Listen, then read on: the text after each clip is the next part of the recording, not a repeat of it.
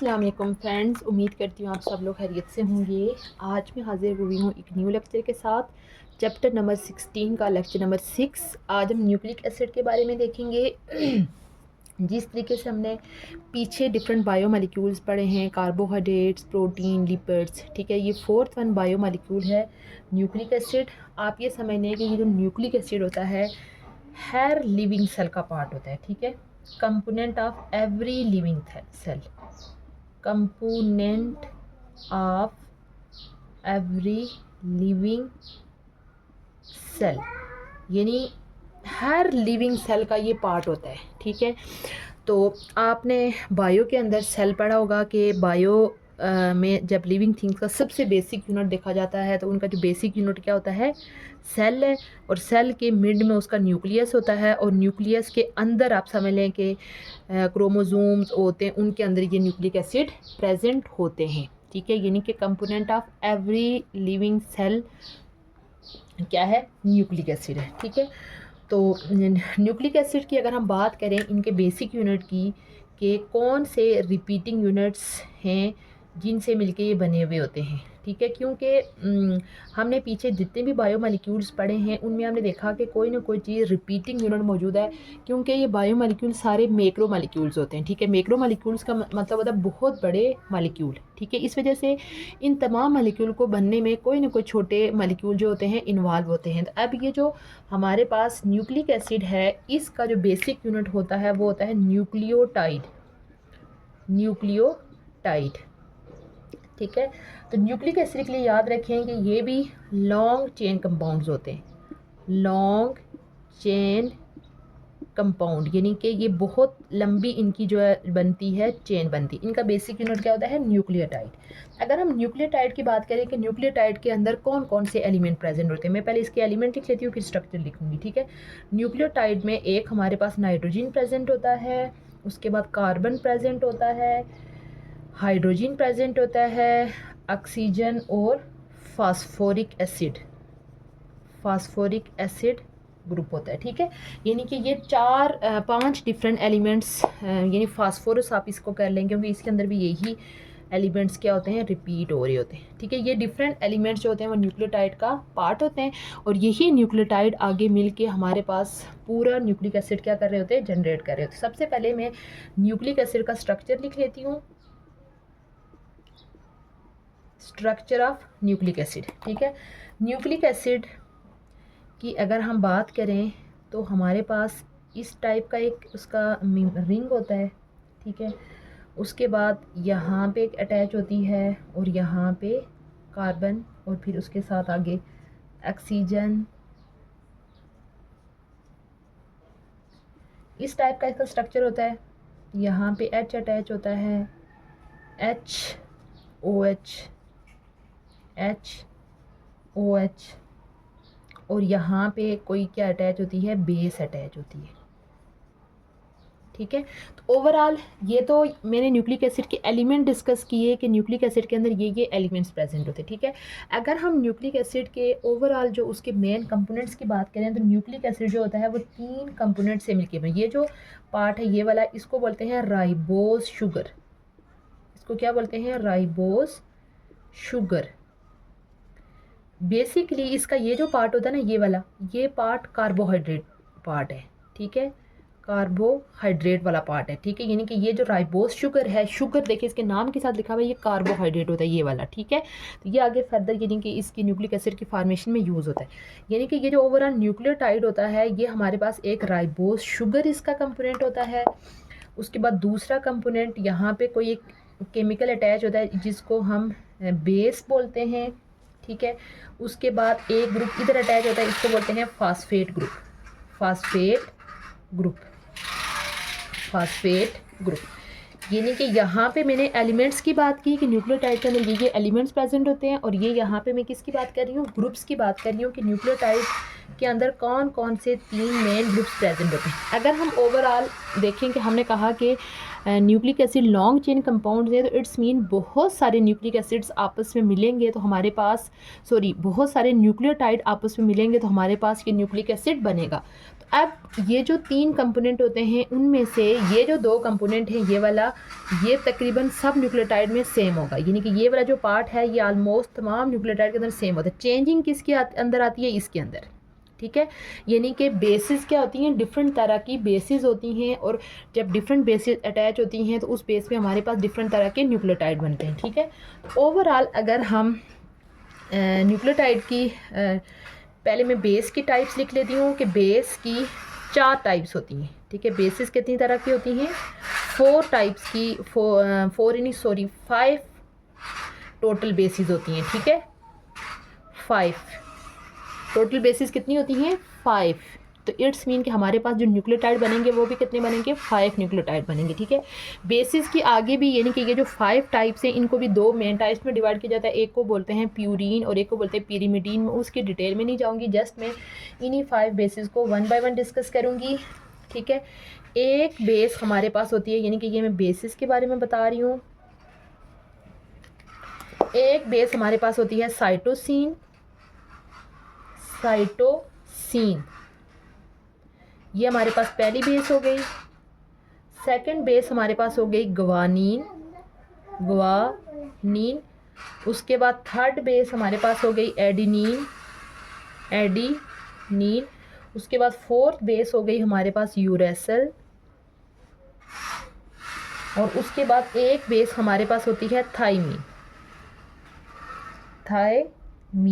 ठीक है। अगर मैं इनके छोटे से इनके साथ स्ट्रक्चर मेंशन कर लूँ कि हमारे पास ये जो साइटोसिन है ये सिंगल रिंग वाली बेस होती है, ठीक है। सिंगल रिंग वाली बेस होती है, यहाँ भी नाइट्रोजन लगा होता है। ये मैं थोड़ा सा दूसरे से शो कर लेती हूँ कि आपको बता दूँ, ठीक है। यहाँ पे भी नाइट्रोजन है और यहाँ पे भी नाइट्रोजन है, ठीक है। तो ये बेंजीन की तरह का स्ट्रक्चर होता है इसके अंदर। तो उसके बाद टॉप पे यहाँ पे इसका NH2 ग्रुप लगा होता है, और यहाँ पे डबल बॉन्ड क्या होता है, और यहाँ पे भी डबल बॉन्ड नहीं होगा, ठीक है। ये हमारे पास साइटोसिन का स्ट्रक्चर है। तो ये जो ग्वानीन होती है इसके अंदर 2 रिंग होते हैं, ठीक है। ग्वानीन के अंदर कितने रिंग होते हैं? 2 रिंग्स होते हैं। इनके स्ट्रक्चर जो है वो आपकी बुक पे मेंशन है, आप वहाँ से देख लें कि ग्वानीन के अंदर 2 रिंग होते हैं। उसके बाद हमारे पास ये जो एडेनिन होती है ये भी 2 रिंग वाली होती है, ठीक है। उसके बाद थाइमीन भी 2 रिंग वाली होती है, ठीक है। यानी ओवरऑल बेसिस की अगर हम डिवीजन करें उनको 2 में बेसिस में डिवाइड किया जाता है। एक होती है प्यूरीन और दूसरी होती है पिरीमिडीन, ठीक है। इसमें से प्यूरीन बेसिस कौन सी होती हैं? जिनके अंदर 2 रिंग प्रेजेंट है, 2 रिंग ठीक प्रेजेंट है, यानी कि आप अपनी बुक पे देख सकते हैं। यहाँ पे इनके जो स्ट्रक्चर्स मेंशन है, यहाँ पे ये देखें 1 बाय 1 इनके स्ट्रक्चर ये देखें। ये साइटोसिन का स्ट्रक्चर है, ये ग्वानीन का, ये एडेनिन का और ये यूरेसिल का। यहाँ इसमें और इसमें आप देख सकते हैं 2 रिंग बने हुए, ठीक है। 2 रिंग वाली जो बेसिस हैं वो कौन सी हैं? प्यूरीन बेसिस है। उसके बाद जब जो सिंगल रिंग वाली बेसिस हैं वो हमारे पास कौन सी होती हैं? एक यूरेसिल होती है और एक साइटोसिन होती है, ठीक है। टोटल 5 बेसिस हैं, जिसमें से 2 रिंग वाली जो बेसिस होती हैं उनको बोलते हैं प्यूरीन, यानी कि ये हमारे पास 3 आती हैं टोटल, ठीक है। और ये हमारे पास सिंगल रिंग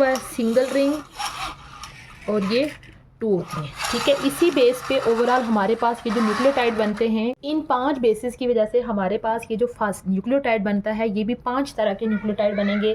यानी अगर हमारे पास थाइमीन यानी साइटोसिन लगा है तो साइटोसिन न्यूक्लियोटाइड, अगर ग्वानीन यहाँ पे अटैच है तो ग्वानीन न्यूक्लियोटाइड, अगर एडनीन अटैच है तो एडनीन न्यूक्लियोटाइड, यूरेसिल अटैच है तो यूरेसिल न्यूक्लियोटाइड, थाइमीन अटैच है तो थाइमीन न्यूक्लियोटाइड, ठीक है।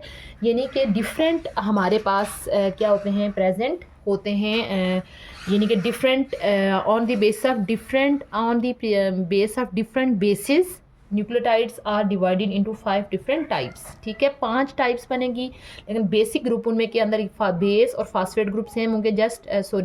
राइबोस शुगर और फास्फेट ग्रुप सेम होंगे। डिफरेंस किसका होगा? बेस का। और जो ये यहाँ पे मेंशन कर लिए मैंने कि 5 तरह की बेसिस होती हैं।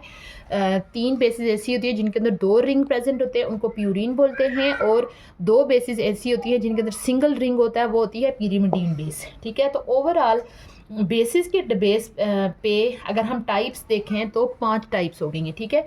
अगर हम राइबोस शुगर की बेस पे भी टाइप देखें तो इसके न्यूक्लियोटाइड की कितनी टाइप्स होंगी, 2 टाइप्स होंगी। टाइप ऑफ न्यूक्लियोटाइड और इसी की बेस पे फिर आगे न्यूक्लिक एसिड बनेगा, ठीक है।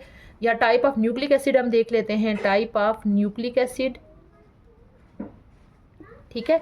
Types of nucleic acid, nucleic acid को 2 टाइप्स के अंदर डिवाइड किया जाता है। एक को बोलते हैं आरएनए और एक को बोलते हैं डीएनए। इसका नाम आपने बार बार अक्सर टीवी पे सुना होगा।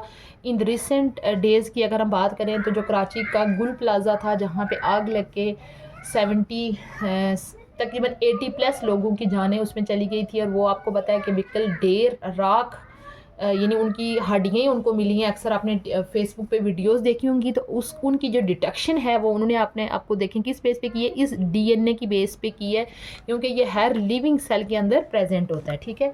अब ये जो डीएनए होता है, अगर हम इसकी एब्रीवेशन देखें आरएनए की, इसका नाम होता है राइबो न्यूक्लिक एसिड। ठीक है। अगर हम आरएनए की एब्रीवेशन देखें तो इसका नाम होगा डीएक्सी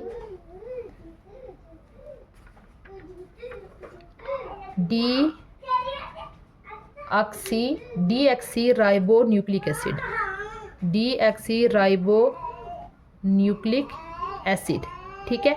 इनका जो डिफरेंस है हम अपने इंशाल्लाह नेक्स्ट लेक्चर के अंदर देखेंगे। जब शार्ट्स हम इसका देख लेते हैं कि यानी कि जो राइबो न्यूक्लिक एसिड होता है उसका जो न्यूक्लियोटाइड होता है उसके अंदर राइबोस शुगर होता है। राइबोस शुगर ये वाला, यानी कि ये जो शुगर की ये फॉर्म जो आपके सामने मैंने लिखी है ये वाला प्रेजेंट होता है, ठीक है।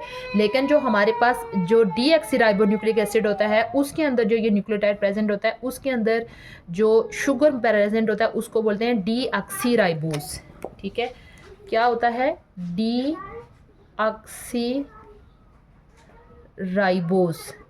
ठीक है। डीऑक्सीराइबोस का मतलब ये होता है कि जो यही राइबोस है, जस्ट आप देखिए इसके नाम से है डीऑक्सी, यानी इसके अंदर जस्ट ये वाली ऑक्सीजन जो है वो नहीं होती, ये वाली ऑक्सीजन इसके अंदर नहीं होती। किसके अंदर नहीं होती, डीऑक्सीराइबोस शुगर में ये वाली ऑक्सीजन नहीं होगी और राइबोस शुगर में ऑक्सीजन प्रेजेंट होगी।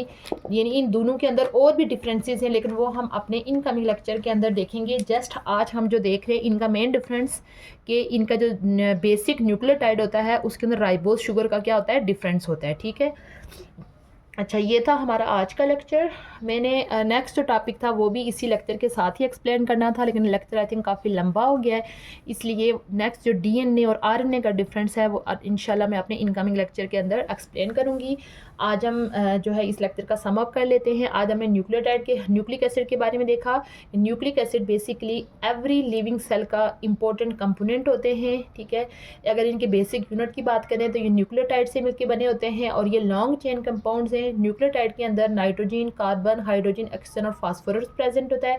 और इसके अगर हम स्ट्रक्चर के देखें तो 3 मेन कंपोनेंट इसके अंदर मौजूद होते हैं, ribose sugar, base, phosphate group.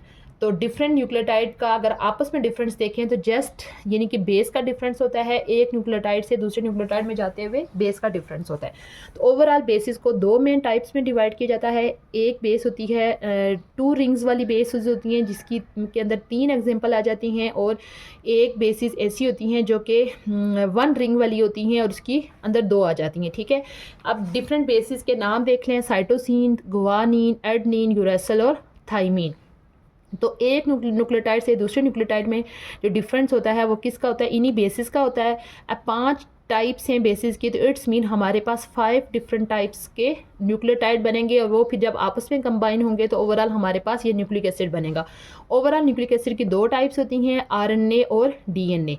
RNA का एब्रीवेशन है राइबो न्यूक्लिक एसिड और डीएनए का एब्रीवेशन है डीऑक्सी राइबो न्यूक्लिक एसिड। तो इनका मेन जो डिफरेंस है वो है कि राइबोस शुगर का डिफरेंस होता है।